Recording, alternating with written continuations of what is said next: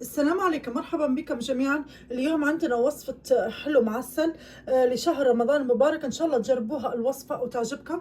قبل ما نبدأ الفيديو ما تنسوش دعمي ودعم قناتي باللايك والشير، واللي اول مرة يشوفني اسم قناتي مطبخ رسيس يشترك في القناة ويفعل الجرس. هذا شكلها.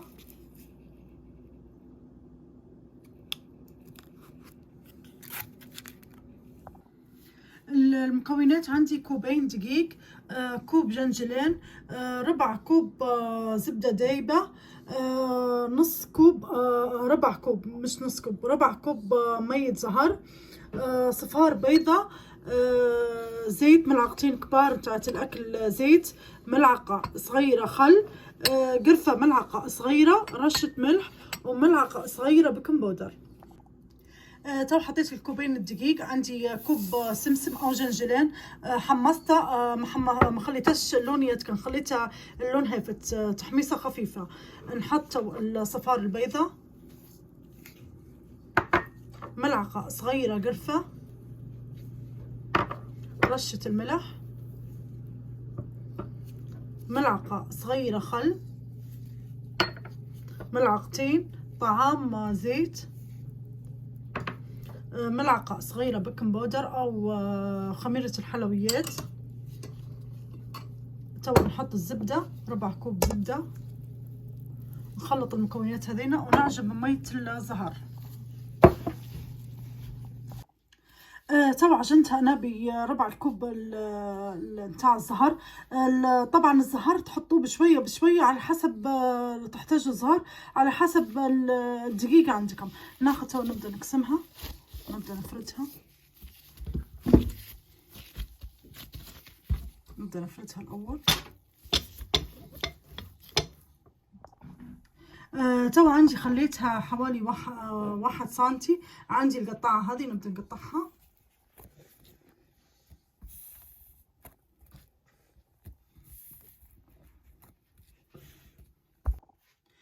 طبعا حليتها بالشكل هذا، نصفتها بالشكل هذا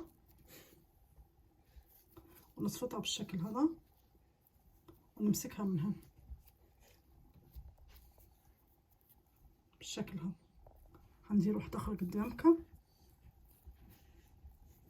نصفتها من هنا هيك بالشكل هذا، وبعدها ناخذها من هون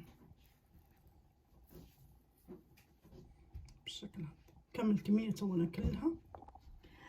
تو بنشكلت شكل تاني، قصيتها دائرة بنفس القالب، ناخذها نمسكها بالشكل هذا في النص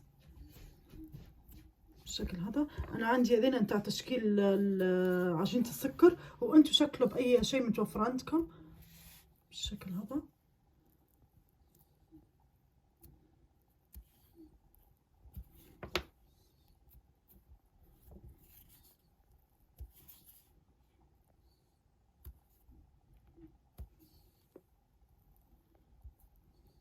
بيتشكل عندي فيونكة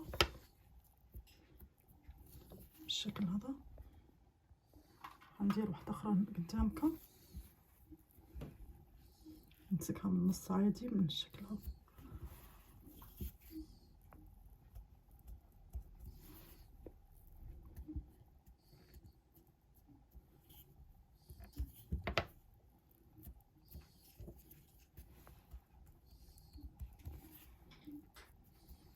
بالشكل هذا.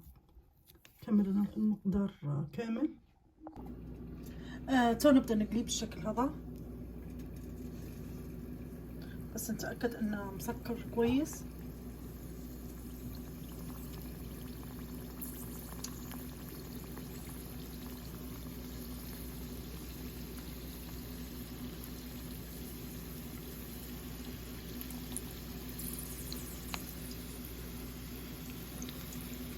خليني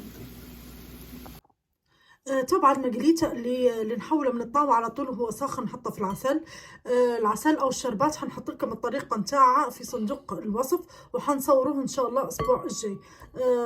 بعد ما عسلته خلاص خليته لين يشرب العسل، ونصفيه بالشكل هذا، ونخليه لين يتصفى من الزيت من العسل.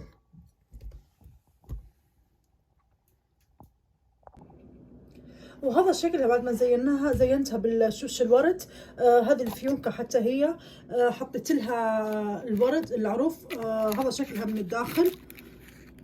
عسلتها ان شاء الله. طريقة العسل حنكتبها لكم في صندوق الوصف، وحنديرها لكم فيديو، نصور لكم فيديو. بالصحة والهنا.